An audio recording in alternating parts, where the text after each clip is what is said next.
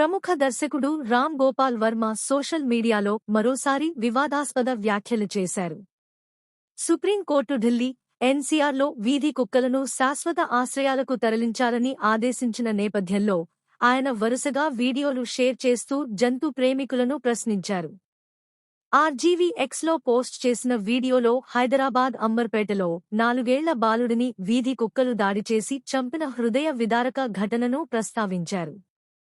క్యాప్షన్లో కుక్కల ప్రేమికులందరికీ సుప్రీంకోర్టు తీర్పుపై గగ్గోలు పెడుతున్న వారికి ఈ వీడియో చూడమని తీవ్ర వ్యాఖ్యలు చేశారు. మరోవైపు జాన్వీ కపూర్, వరుణ్ ధావన్, రవీనా టాండన్, సిద్ధార్థ్ ఆనంద్, జాన్ అబ్రహం, సదా వంటి సినీ ప్రముఖులు ఈ తీర్పును వ్యతిరేకించారు.